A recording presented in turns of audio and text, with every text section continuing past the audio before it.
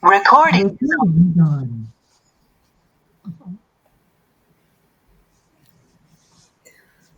Bueno, y antes de cortar, háganme acordar que pare la grabación porque si no se pierde.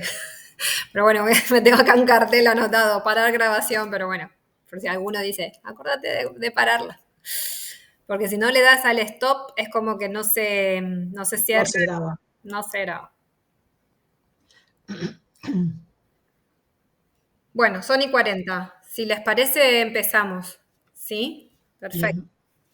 Estupendo. Y luego cuando se vaya incorporando gente, si ven ahí, me avisan. Bueno, empezamos. Primero de nada, Cristina Camaño, muchísimas gracias en nombre de Argentinos para la Victoria por dedicarnos a este tiempo, de este tema tan importante y que tanto nos preocupa. Sabés que Argentinos para la Victoria es una agrupación militante de argentinos y argentinas que apoyamos el proyecto nacional y popular en Argentina y que desde los lugares que estamos aportamos nuestro granito de arena con charlas como estas, como incluso también manifestaciones cuando pasó lo de Cristina, estuvimos en Cibeles, en la embajada, acá en Valencia en el ayuntamiento, en diferentes partes del mundo manifestándonos en contra del lawfare, en contra de la mafia judicial. Entonces, también hacemos campañas a nivel redes y demás. Bueno, en el fondo es el corazón de estar lejos, pero sentirnos muy cerca de nuestro país y de nuestros compatriotas. Y por supuesto, militando con el corazón principalmente, ¿no? Por más que estemos lejos. Y bueno, entonces te queríamos invitar, gracias a Omar también, que facilitó tu contacto y esta posibilidad que podamos estar aquí. Omar, ¿estás por acá? Sí, si querés desmutearte. Ahora Omar va a hacer una presentación de Cristina a todos los compañeros. Un poco la dinámica va a ser que Cristina nos va a dar una charla, una explicación para durante 20, 30 minutos ella exponer y luego entraremos en una ronda de preguntas o de comentarios, siempre centrados en el tema, sin irnos por las ramas, acotando siempre las preguntas a 2, 3 minutos de exposición cada compañero, ¿sí? Y bueno, estaremos intentando terminar sobre 10 menos cuarto en Europa, 6 menos cuarto en Argentina, ¿sí? Así que bueno, eso es un poco el plan. Esperemos que podamos cumplirlo, que luego Cristina tiene a la nieta y no queremos que se pierda ahí la visita. ¿Vale? Así que bueno, Omar, te doy la palabra. Bien, bueno, tengo el honor de presentar a la doctora Cristina Camaño. Cristina Camaño ha sido fiscal de la Nación, designada por concurso, ahora jubilada, exsecretaria de Seguridad de la Nación y exsecretaria de Cooperación con los poderes judiciales, ministerios públicos y legislaturas del Ministerio de Seguridad de la República Argentina. Exdirectora de la DATIP, Dirección de Apoyo Tecnológico a las Investigaciones Penales, lo que comprendía las escuchas telefónicas cuando se las sacaron a la Agencia Federal de Inteligencia y las traspasaron al Ministerio Público Fiscal. Ex interventora de la Agencia Federal de Inteligencia hasta junio del 2022. Candidata a ser embajadora argentina en Israel. Como docente, profesora adjunta regular de Derecho Penal y Procesal Penal de la Facultad de Derecho y Ciencias Sociales de la Universidad de Buenos Aires y docente del Instituto Universitario Madres de Plaza de Mayo. Autora de varios libros sobre materia penal. La última publicación, Bienvenidos al Lawfare, en coautoría con Raúl Zaffaroni y Valeria Feig-Weiss, con prólogo de Lula da Silva y traducido al portugués. Y en marzo del 2023 sale traducido también al inglés. Es presidenta de la Asociación Civil Justicia Legítima, que nuclea a personas con una visión crítica de la situación del sistema judicial. Cristina, muchísimas gracias. Estamos honrados con tu presencia. Te doy la palabra. Bueno, Muchas gracias. Bueno, yo voy a hacer una presentación, como bien dijo Jessica, de aproximadamente 20 minutos. Y bueno, y después, no sé, abriremos a preguntas. Bueno, hola nuevamente a todos. En primer lugar, quiero agradecer la invitación de Argentinos por la Victoria a través de Omar Cornejo para integrar este panel, ¿no? Con todos ustedes, este plenario de la militancia en el exterior. El tema, como ya se dijo, es el lawfare en la Argentina. Quienes vivimos los oscuros años del imperio de la doctrina de seguridad nacional en nuestros países latinoamericanos, no podemos asombrarnos frente al intento siempre vigente de las derechas de neutralizar a las disidencias. Escondidos detrás de una falsa defensa de la democracia, utilizaron al Estado para perseguir, encarcelar, torturar, extorsionar, violar, asesinar y desaparecer a quienes le disputaban la hegemonía política, cultural y social. Las dictaduras del siglo XX de América Latina y del siglo XXI, en particular Bolivia, tiñeron de represión a la política e imprimieron a los movimientos populares una gimnasia constante de resistencia a los autoritarismos. El objetivo era quitarlos del medio, si era necesario, asesinando a miles de personas y desapareciendo los cuerpos. El fenómeno del lawfare, que no es más que un mecanismo disfrazado de legal y republicano de la misma estrategia, aparece como respuesta a un proceso de integración política de los movimientos populares que lograban gobernar sus países a través del triunfo de las urnas. Los gobiernos populares avanzaron en la implementación de políticas redistributivas y antimonopólicas, que desafiaron la relación de poder nacional y regional. Como si esto fuera poco, los líderes y lideresas pusieron sus esfuerzos en la creación de nuevos espacios de articulación y cooperación internacional. Organismos multilaterales como la CELAC y la UNASUR tensionaron también la estrategia en contra de los sectores populares. Esta vez la respuesta no fue un golpe de Estado, a excepción de Bolivia, claro, y ya veremos por qué. Esta vez la respuesta fue utilizar las redes creadas durante años en los sistemas de administración de justicia para exterminar el poder popular. La clave estuvo en la palabra corrupción. A partir de ella se habilitó un sistema de persecución política a todo gobierno o estrategia popular. Es así, en esta guerra judicial y bajo la excusa de combatir la corrupción, se violaron principios y garantías constitucionales. La concentración mediática merece un análisis particular en este relato. Los medios ya no solamente venden la mercancía información, sino que se transformaron en corporaciones monopólicas, en algunos casos multinacionales, dedicadas a múltiples negocios.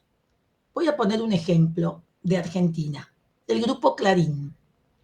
Además del diario, los canales Todo Noticias y Canal 13 y las radios Mitre AM y la 100 FM, es dueño de Cablevisión, que concentra el servicio de televisión por cable y streaming on demand, internet y telefonía, tanto celular como fija. Para que se entienda, Clarín produce los contenidos, los difunde a través de sus medios y tiene la red por donde esta información viaja, el paquete completo. En el caso de la empresa comandada por el grupo Clarín, ese rol le da un poder extraordinario. ¿Cómo se relaciona este grupo con el lawfare? Bueno, por un lado, los medios del grupo participaban en la amplificación de las denuncias por supuesta corrupción, dándolas por ciertas, muchas de las cuales fueron cayendo a medida que avanzaba el trámite judicial y sostenían las agendas con historias espectaculares. Les cuento, por ejemplo, en abril de 2016, un fiscal federal de Argentina viajó a la provincia de Santa Cruz, bien al sur, acompañado por un equipo de televisión a buscar dinero que supuestamente estaba enterrado en la estepa patagónica y provenía de actos de corrupción del gobierno de Cristina Fernández de Kirchner. Durante varios días, con la ayuda de una excavadora, se dedicaron a hacer pozos donde obviamente no había nada. Pero las cámaras mostraban el espectáculo y el relato anticipaba un éxito que nunca sucedió. Sin embargo, el efecto era previsible. Daban por hecho que había toneladas de dinero y en algún lugar debía estar escondido. Esto dio por válido el eslogan Cristina Chorra, que todavía mucha gente repite. Aunque no solamente de noticias falsas se nutrió el lawfare, si hablamos de medios de comunicación. El grupo Clarín tiene conocidos nexos con fundaciones vinculadas a la derecha política de distintos países. Financiados desde el exterior, periodistas y funcionarios judiciales viajan a cálidos destinos turísticos donde se suponía que participaban de capacitaciones. Resulta que esas capacitaciones en realidad eran reuniones políticas donde jueces, fiscales y subalternos armaban masa crítica. Y la usaron cuando la necesitaron, aunque no todos los destinos fueron cálidos. Sin ir más lejos, acabamos de ver a un grupo de jueces de distintos fueros aterrizar en la estancia de un inglés en el sur del país, que por si fuera poco, tiene secuestrado un lago argentino. Todo pago por el grupo Clarín. Los jueces siguen siendo jueces y Clarín sigue manipulando las noticias. Pero estos jueces que se creen importantes no son más que los siervos, los sirvientes del poder real. Son como los capos de los campos de concentración, hacen el trabajo sucio a cambio de unas migajas. Lula, Cristina, Dilma, Correa, Evo, Milagro y cientos de más o menos anónimos debieron enfrentar procesos judiciales condicionados por la agenda de la derecha. Mientras tanto, los regímenes del lawfare avanzan con más o menos ímpetu en la restauración neoliberal. Porque nunca hay que olvidarlo, detrás del lawfare está el poder económico, que no acepta discutir su tasa de ganancia. El poder real se oculta detrás de esos jueces, fiscales, periodistas y agentes de inteligencia. Los intereses no solamente son nacionales, sino globales. Lo vemos a diario cuando empresas, países y medios de comunicación dicen a coro las mismas palabras casi sin ponerse colorados. En Brasil, el juez Moro condenó a Lula basado en su convicción, no en pruebas, porque pruebas no había. La propia Corte Suprema de Justicia de Brasil anuló la sentencia contra Lula porque estaba flojita de papeles. En Argentina, el gobierno neoliberal que gobernó desde el 10 de diciembre de 2015 al 10 de diciembre de 2019, impuso una reforma normativa que permitió, violando garantías constitucionales, manipular los procesos. La ley del arrepentido es la ley del lawfare. La diseñaron para esquivar los derechos de quienes enfrentaban una acusación. Quitarle a una persona su derecho de defensa implica dejar a esa persona desprotegida frente al poder punitivo del Estado. La ley del lawfare tiene otra trampa. Permite a los funcionarios judiciales negociar la declaración con quienes ya no pueden defenderse. Mientras hacían un uso abusivo de la prisión preventiva, negociaban un guión funcional al show del lawfare. Así, empresarios y exfuncionarios decían lo necesario para recuperar su libertad. Quienes no lo hacían continuaban detenidos. Y luego, claro, esas declaraciones se difundían en los medios de comunicación. No importaba que la causa luego perezca cuando avanzaba en las distintas instancias judiciales, porque sistemáticamente sucedió eso en la mayoría de los casos. Lo importante era el aquí y ahora, en coordinación con el gobierno nacional macrista, que aprovechaba el desprestigio generado por los medios hegemónicos de las y los principales referentes populares de la oposición para su restauración neoliberal.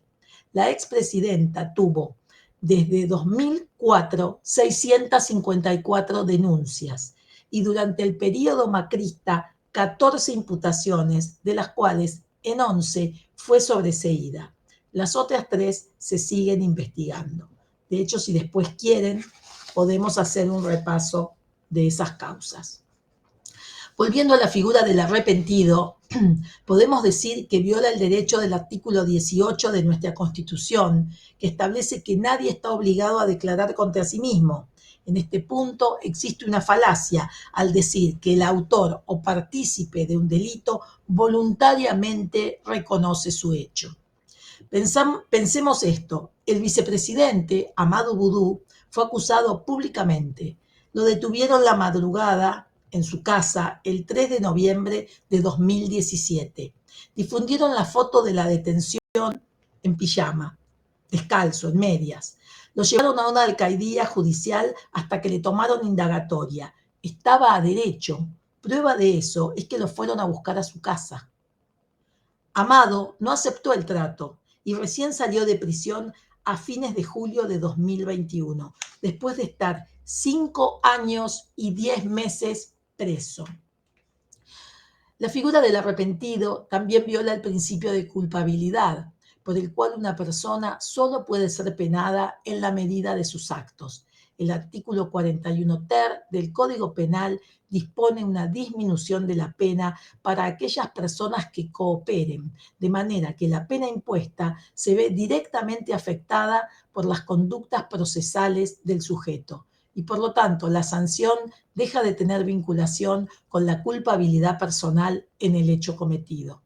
También infringe la igualdad ante la ley, prevista en el artículo 16 de la Constitución y en el artículo 24 de la Convención Americana sobre Derechos Humanos, ya que la pena que se le impone al arrepentido se ve influida por su comportamiento a lo largo del proceso, lo que produce un trato desigualitario y discriminatorio en relación con los sujetos que no tuvieron información especial sobre un hecho en el que participaron. Así, quien primero fuera detenido o primero confesase contará con ventajas frente a las siguientes personas involucradas porque tendrá menos recursos para llegar a un acuerdo con la fiscalía, ¿no? En la Argentina del lawfare también se violó la garantía del juez natural.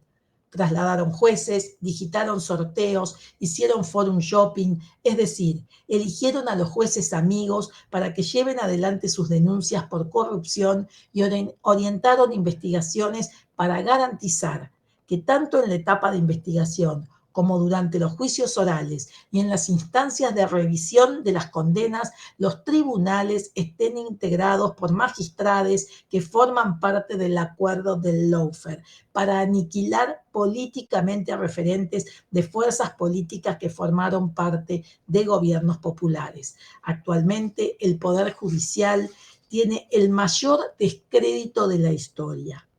Y en Bolivia se produjo un golpe de Estado tradicional, que les dije que se lo iba a volver sobre esto, porque ahí los jueces se eligen por el voto popular.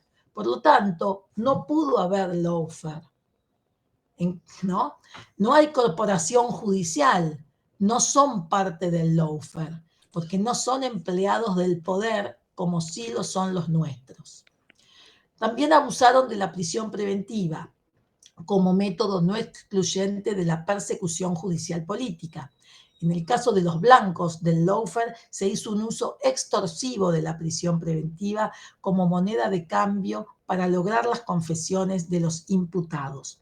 Así, la función del encarcelamiento sin condena se usó para quitarlos del escenario político, sobre todo cuando esas figuras contaban con la legitimidad de una parte importante de la sociedad. Violaron el derecho a la privacidad al utilizar escuchas telefónicas que debían ser destruidas porque no referían a ningún delito. Sin ir más lejos, en la Agencia Federal de Inteligencia, donde fui interventora, encontramos 220.000 escuchas que no debían estar allí porque los originales habían sido entregados a la justicia. Por lo tanto, la agencia tendría que haber destruido las copias que además habían sido obtenidas de manera ilegal. Y eso se los tiro para si después quieren hacer la pregunta. Bien, ¿para qué sirvieron? para hostigar mediáticamente a exfuncionarios y exfuncionarias y construir un clima social persecutorio, porque es más fácil violar los derechos de quien ya es culpable públicamente. Eso es parte del show. El gran profesor Julio Mayer sostenía que la violación de la correspondencia, que se amplía a las comunicaciones personales de todo tipo, es una de las medidas más invasivas, incluso más que el allanamiento del domicilio, por la posible duración en el tiempo y la pluralidad de afectados. En el gobierno anterior, el presidente Mauricio Macri contaba con un grupo de asesores que diseñaban la estrategia para llevar adelante las denuncias. Lo llamaban mesa judicial y fue el espacio de articulación con la justicia. Allí, en la mesa judicial, se decidía la estrategia que luego se implementaba en los tribunales. Actualmente hay una investigación judicial en curso donde están imputados exfuncionarios de ese gobierno, como el exministro de Justicia, el exjefe de gabinete, el exdirector de la AFI y hasta el propio expresidente por realizar estas maniobras.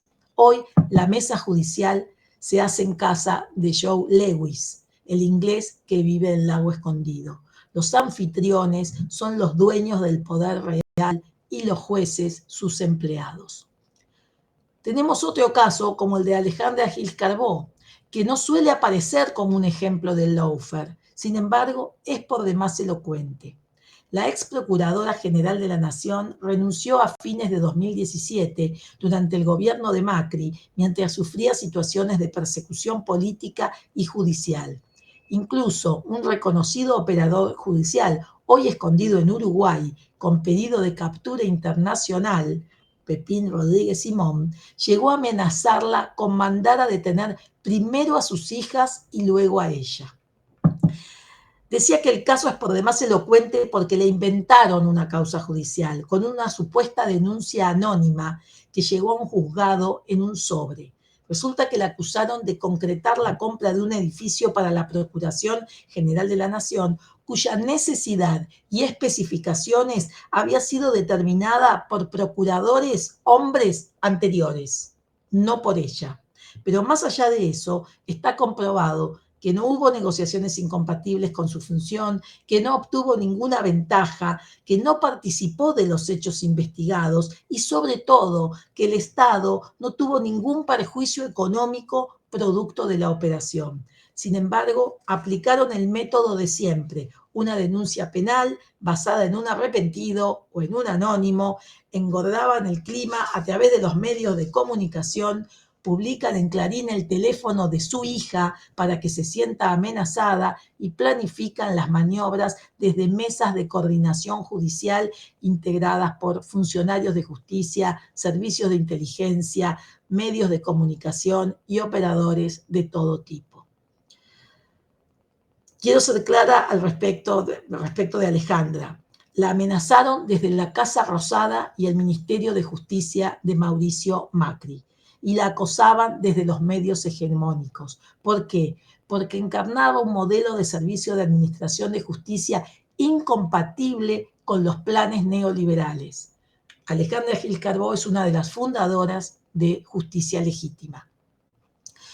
Pero eso no terminó en el 2017, como suele suceder. Una vez que lograron su objetivo de hacerla abandonar el cargo, mantuvieron la causa judicial abierta para evitar que vuelva a la agenda pública y denuncie la persecución que sufrió.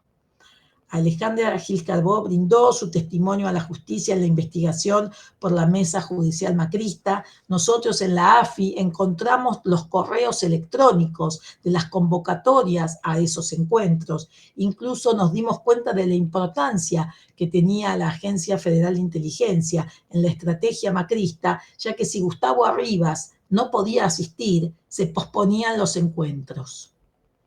Estos tratamientos, sobre todo, además, en estos casos así salvajes, se aplican a las mujeres.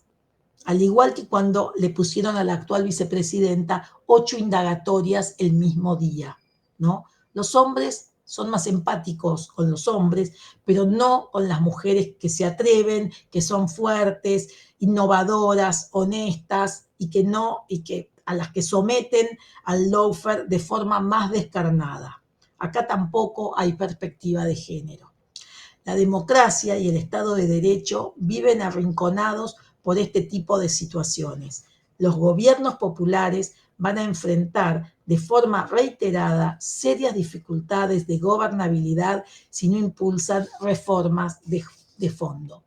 Una de las primeras decisiones que tomó el presidente Alberto Fernández para comenzar a desarmar el andamiaje del lawfare fue intervenir la Agencia Federal de Inteligencia, una de las herramientas históricas de la persecución judicial a las disidencias al neoliberalismo, y luego quitarle la función de auxiliar de la justicia.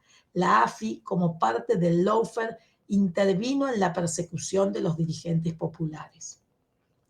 Fui nombrada interventora en diciembre de 2019 y tuve la tarea de sanear la AFI, una agencia que el propio presidente denominó los sótanos de la democracia. Puedo decir que trabajamos para que la AFI se transforme en un organismo que respete el Estado de Derecho y que produzca información de calidad sobre temas específicos relacionados con el desarrollo integral de la nación. El presidente empeñó su palabra en su discurso de asunción frente a la Asamblea Legislativa de que el Estado no debe perseguir a quienes cuestionan las políticas implementadas desde el gobierno. Sin embargo, el lawfare sigue, sin la AFI, pero con el resto de los actores nombrados. Una de las ideas que se me ocurren es sacarle los subsidios a los medios hegemónicos. Si no hay ley de medios, tampoco debería haber subsidio. Son ellos los que están permanente en contra de los subsidios para los más vulnerables, ¿no? A los que llaman planeros, subestimándolos. Sin embargo, cada vez le solicitan al gobierno más pauta, y esa pauta también es un subsidio. O sea, también son planeros y deberíamos empezar a llamar a las cosas por su nombre. La reforma judicial es más que necesaria para que la corporación judicial, los jueces que son parte del lawfare, tengan que modificar su conducta o irse del Poder Judicial. No queremos una élite, queremos jueces que miren al pueblo, que empaticen con las personas que se acercan a sus juzgados. Solo unidos vamos a poder vencer a los neoliberales que van por Cristina, pero vienen por el Estado. Quieren un modelo sin Estado y para eso generan con sus discursos de odio un Estado caótico, un vacío de poder. Han intentado por todos los medios que se acabe el peronismo. Cuando vieron que el juicio de vialidad era una chantada, un juicio sin pruebas, donde lo único que se vio fue que el alegato del fiscal fue destrozado por las defensas, que desarmaron argumento por argumento, no dudaron en dispararle 2 veces en la cabeza. Se trató de un acto terrorista que se investiga en el fuero federal como una tentativa de homicidio, o sea, un disparate. Se minimiza el tema. A la banda terrorista se la llama Los Copitos y a la vicepresidenta Cristina, como si fuese mi vecina de al lado.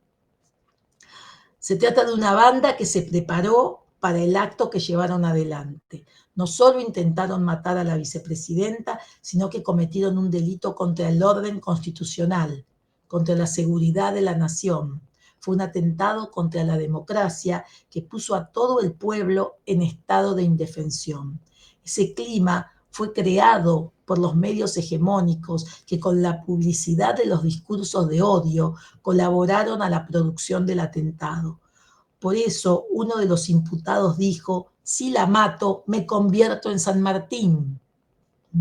Creía fervientemente en lo que leía en esos medios hegemónicos, que si mataba a la vicepresidenta iba a ser aclamado por el pueblo.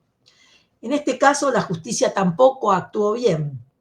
Perdieron los datos del teléfono del autor del atentado, luego allanaron 2 veces su casa, un monoambiente, 2 veces, y no levantaron, no recogieron un chip que cuando el dueño del departamento lo llevó al juzgado, le dijeron que no era necesario, que ya tenían pruebas suficientes.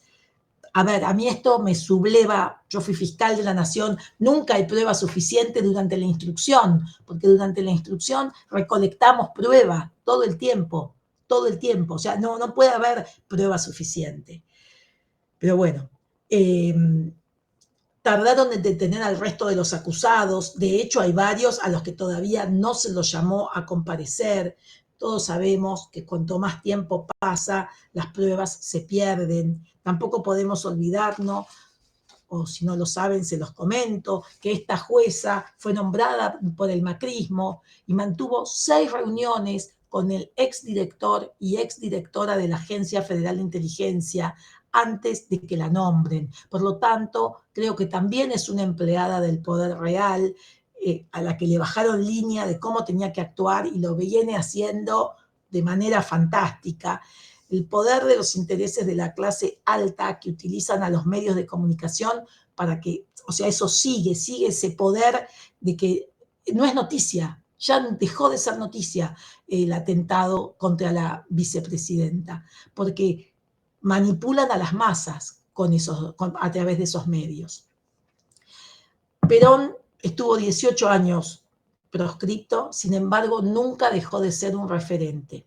Por eso, aunque Cristina se baje de todas las candidaturas, nunca va a dejar de ser una referente. Todos sabemos que la condena a Cristina Fernández de Kirchner es un tema político, no jurídico. Ella no puede ser sujeto activo de la figura de administración fraudulenta, y acá tengo que, como dice Dora Barrancos, que todos la conocen, mierdosamente autorreferenciarme, ¿no? Y es que yo tengo escrito un libro que tiene ya muchos años sobre administración fraudulenta. O sea que es una figura que volví a agarrar el libro para decir en qué parte no veo, ¿no es así? Pero ella no puede ser sujeto activo de la figura de administración fraudulenta porque la administración fraudulenta requiere de un sujeto activo especial.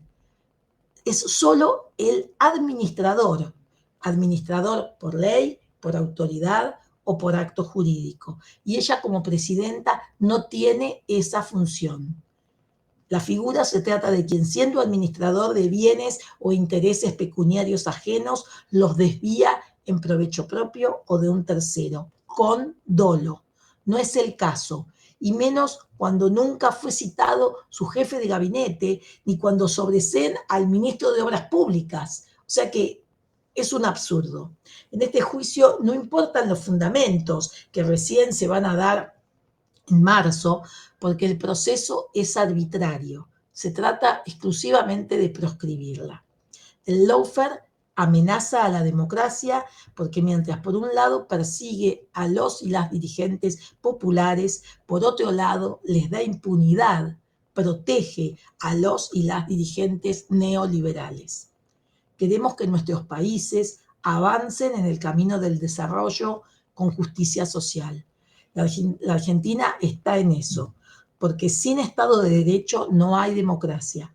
Por eso los gobiernos populares de América Latina tienen hoy un desafío inmenso: desarmar el andamiaje ilegal heredado de las administraciones neoliberales que permitieron la existencia del lawfare, violando abiertamente garantías constitucionales y lideresas populares de corruptos. Muchas gracias. Gracias, Cristina. Excelente tu exposición. Personalmente había muchos temas que no tenía el detalle, a pesar de que he leído mucho sobre este tema. Así que creo que seguramente vamos a tener bastantes preguntas. Yo me anoté algunas para hacerte. Le explico a los compañeros que ahora vamos a empezar a hacer preguntas a Cristina. Vamos a organizarnos de la manera de que puedan levantar la mano en el Jitsi, y si no, que lo escriban en el chat y si no, levanten la mano así para que yo pueda verlos, ¿sí? Y si alguien no veo, que algún otro compañero diga, por ejemplo, no sé, Raúl Nestay quiere hablar, ¿no? Que me lo ponga en el chat, ¿sí? Para así organizarlos, ¿sí? Un poco para que vayan levantando la mano. Aprovecho para hacer mis preguntas, ¿sí? Y ahí van poniendo en el chat la gente que quiere preguntar, ¿sí? Bueno, em, empiezo por el final, que quería saber, te dejo dos preguntas, aunque sea. ¿Qué implicación tiene lo que se dan los fundamentos en marzo? O sea, respecto de, digamos, algo concreto, digamos, para los que no sabemos, digamos, de leyes, ¿qué implicación tiene esos fundamentos en marzo? ¿Qué podría pasar, no? Eso por saber, uno. Luego, sí, te dejo dos preguntas para que las contestes ahí. Luego, leí que en esta última causa había 51 obras, o sea, ahí se juzgan 51 obras que ya habían sido juzgadas y sobreseídas cuando se hizo una denuncia en el 2013, cuando reflotaron ahí a través del programa de la Nata y que hubo alguien que hizo una denuncia. Entonces, quería saber si, porque eso también, por lo que leí en algunos lados, pero no está concreto, como que legalmente no se puede hacer. O sea, si te sobreseen de un delito en un juicio que se investigó y salió sobreseído, luego no pueden abrirte otro juicio. Entonces, esas dos preguntas quería, quería empezar Bueno, a hacer. Sí. bueno, el tema de los fundamentos en marzo, siempre los tribunales se toman unos días, habitualmente se toman 10 días.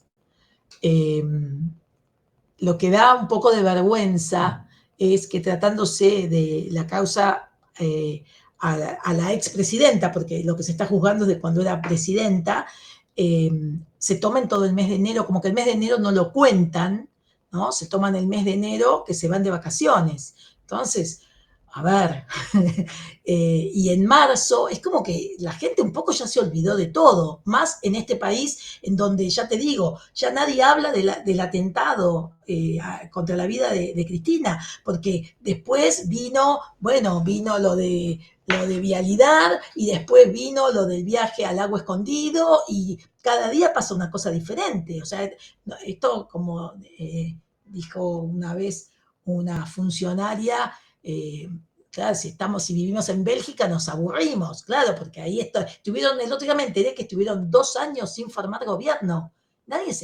Yo no me enteré de ninguna noticia de que Bélgica se estaba prendiendo a fuego y estuvo 2 años sin conformar gobierno. O sea, y acá tenemos todos los días algo que va tapando la noticia. Lo que yo creo que los fundamentos en marzo, si bien van a poner el tema nuevamente sobre el tapete, pero que ya es como que la gente no le va a dar tanta importancia, además se le acortan los plazos, porque a partir de ahí ella va a tener, a partir de los fundamentos es que se puede apelar. Entonces, eso va a ser, pero ella tiene 10 días para apelar, pero la Cámara no tiene plazo. Entonces todo eso va a generar que no se pueda tampoco presentar, porque bueno, porque, ¿no? Más allá de que ella dijo que no se quería presentar y todo eso, pero todo va a generar que no se pueda presentar aunque quiera. Esa sería una pregunta. Y la otra, sí, el término se llama ne bis in idem, y es que nadie puede ser juzgado 2 veces por los mismos delitos. Y acá hicieron una trampa. Ella estaba sobreseída en 48 o 49 de las 51 causas. Trajeron 2 y con eso volvieron a abrir todo, que es lo que no se puede hacer. O sea, debería ser por 2 causas, bueno, pero no. Otra vez abrieron a partir de estas 2 nuevas que no sé de dónde las sacaron, bueno, abrieron las 51, por eso son 51. Ah, sí, porque de hecho en el libro de Cristina decía 49 sobreseídas y luego yo leí que era el 51, entonces no me queda claro, pero ahora está claro, perfecto. Abrieron 2 más. Bien. Tenemos una mano levantada de Raúl. Raúl, si querés, sacate el micrófono y podés hablar. Desmuteate. Sí.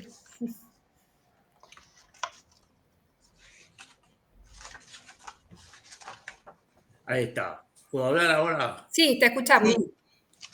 Bueno. Pero primero agradecer a Cristina lo que nos enseñaste muchísimo, por lo menos para yo que no tengo nada que ver con la abogacía, es todo un descubrimiento esto que me estás contando.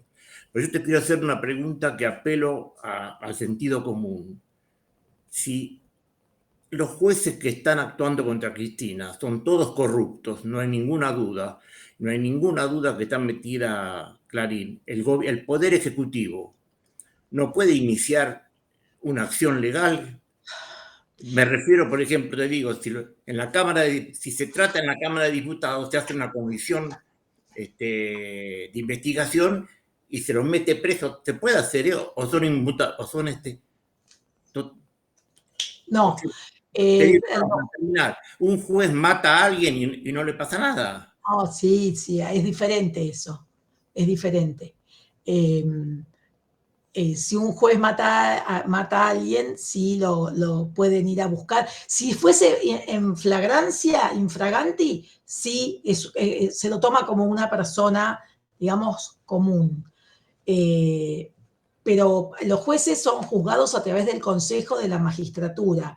O sea que, y es lo que hizo el gobierno. El gobierno ahora, a través del ministro Martín Soria, hizo una denuncia contra los jueces que fueron al Lago Escondido, al predio de Joe Lewis. Pero vos me habías preguntado otra cosa. ¿Qué es lo que pasa? La causa. Hay que esperar modificar la Constitución en las próximas elecciones, bueno, tenemos mayoría. Habría que modificar la Constitución, sería una cosa. El tema es que el Poder Ejecutivo no se puede meter con el Poder Judicial porque son los tres poderes del Estado y todos tienen la misma categoría. No es que el Poder Ejecutivo tiene más poder, no, al contrario, por lo que vemos es el Poder Judicial el que tiene más poder, claramente, ¿no es así? Bueno, entonces, lo que en principio se hizo una denuncia, pero la denuncia le llegó al mismo Ercolini, que es uno de los que fue a lo de Lewis. O sea, porque no tienen ni siquiera ética o moral como para decir, señores, me pongo a disposición de la justicia. Bueno, a ver, entonces tiene que ver un poco con eso también, ¿no? Tiene que ver un poco con eso. Con que se hace muy difícil avanzar contra un poder, como es el Poder Judicial, por la igualdad que tiene con los otros dos poderes. Y en el Congreso, que vos decías, se hace la denuncia en el Congreso no nos dan los votos. Por eso tampoco salió la reforma judicial. Por eso tampoco se pudo cambiar al procurador. Y así un montón de cosas. O sea, lo que a mí me parece es que el gobierno nacional tiene, voy a decir, dos inconvenientes. El primero es que no logra negociar, porque hay que negociar hasta con el enemigo, porque si no vamos a la guerra, y la política es justamente para no ir a la guerra, ¿no es así? Entonces es necesario que se pueda articular entre el gobierno nacional y las otras fuerzas para alcanzar los votos necesarios. Bueno, hasta ahora eso no se logró. El otro inconveniente que tiene el gobierno nacional es la comunicación. Digamos que esto que vos me decís, que yo fui clara, que te enteraste de un montón de cosas y qué sé yo, ellos no salen a decirlo. Porque cuando el presidente el otro día, que a mí me parece que estuvo genial, el lunes, no el anterior, cuando hizo la cadena nacional y salió a hablar del viaje de los jueces empresarios, porque yo todos a lo de Lewis, a mí me parece que eso estuvo bien porque ni Nación ni Clarín habían publicado nada. Y si él no salía a decirlo por cadena nacional, ese tema se tapaba totalmente. Acá no pasó nada.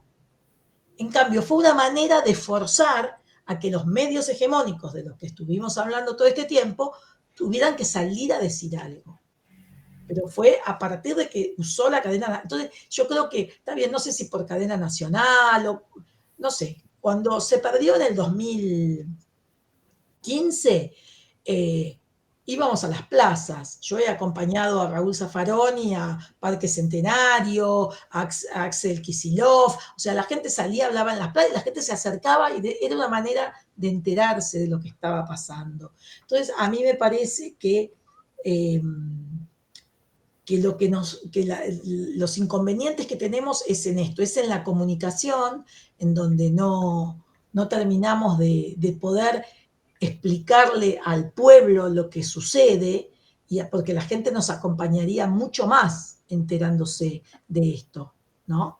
Y por el otro lado, bueno, que tampoco se negocia lo suficientemente bien porque no hay acuerdos para poder hacer ningún tipo de cambio. Fíjense, el otro día se aprobó la ley de alcohol cero al volante.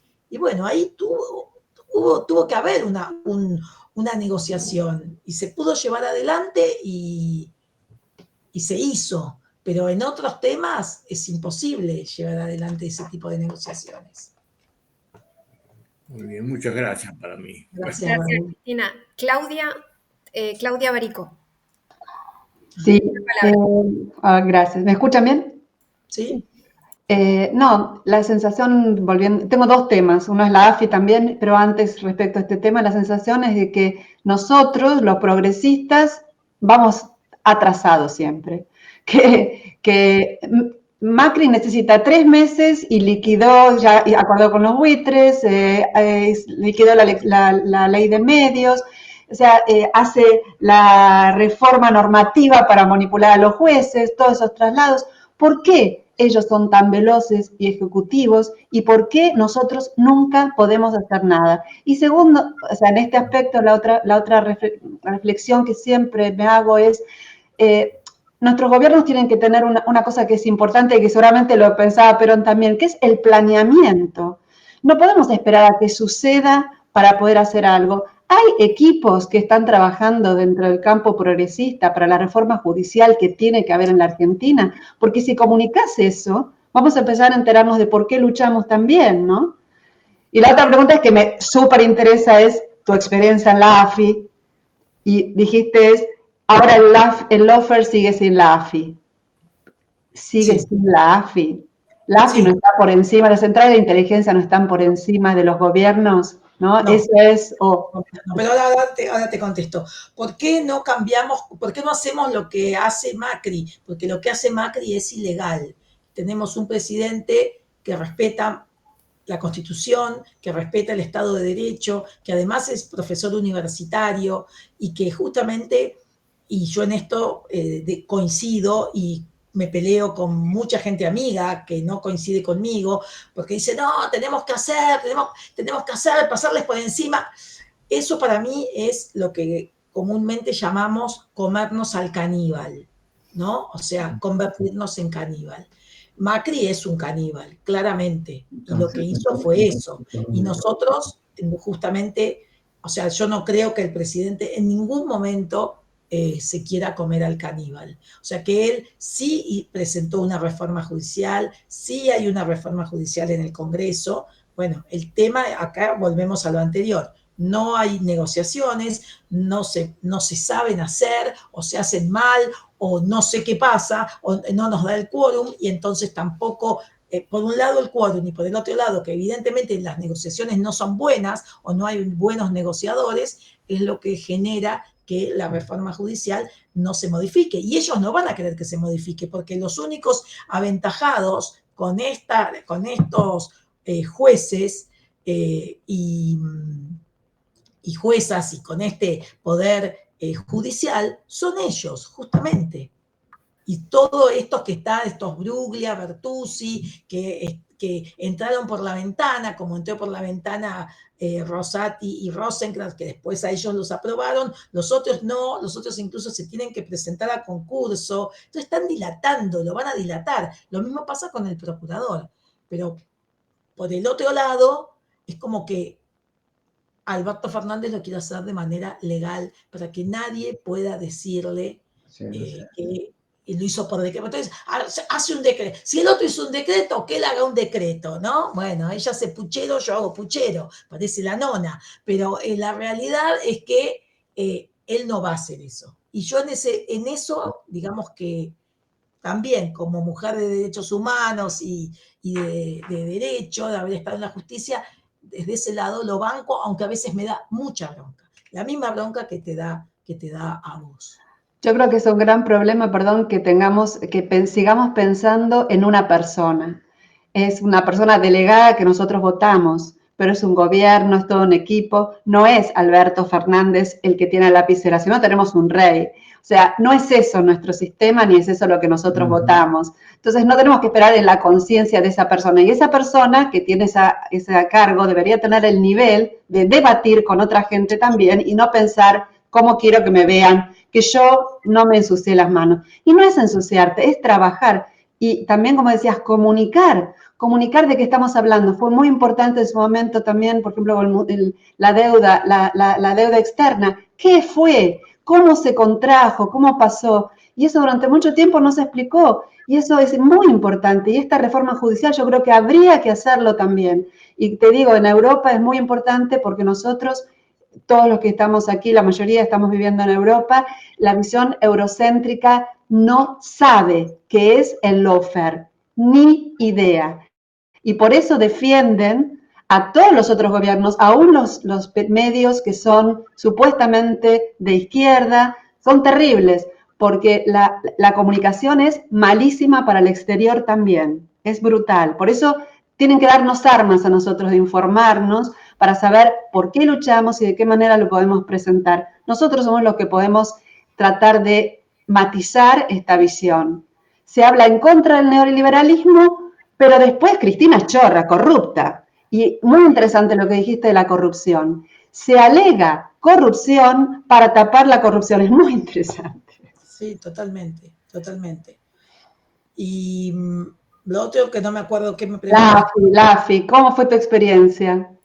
Bueno, digamos que fue una experiencia dura, difícil, pero que que un poco alegando a lo que decís vos decís, no es Alberto Fernández, es un gobierno, y yo coincido con eso. Lo que pasa es que lo referencio en él, porque, digamos, el que va a bajar la línea es él, y teniendo en cuenta eso, en la AFI yo también tenía un muy buen equipo de funcionarios y funcionarias que me ayudaron, porque si no yo sola no hubiese podido hacer ni la 10ª parte de todo lo que hicimos. Y es cierto cuando te digo que el lawfare, por lo que estuvimos viendo, tiene 5 patas: las agencias de inteligencia, los medios hegemónicos, la corporación judicial, los políticos de derecha y las empresas multinacionales o no, pero digamos neoliberales, ¿no? Bueno, la AFI era un actor súper activo cuando yo llegué a la agencia en eso, y eso lo pudimos sacar totalmente. Hoy no hay espionaje ilegal. Lo único que hacía la Agencia Federal de Inteligencia, y esto sí quiero que quede claro, era espionaje ilegal. O sea, venían y me decían, fulano almorzó con el otro, este fue a desayunar con... Entonces seguro que van a hacer alianzas, se va a ir de su partido para hacer alianzas. Y yo decía, ¿qué me importa? O sea, ¿en qué ayudo? ¿Cómo cuido al país, a les ciudadanos con esta información en donde fulano, si pintó su nombre en La Plata, en la ciudad de La Plata, de rojo y blanco, es porque se va del frente para irse con el radicalismo?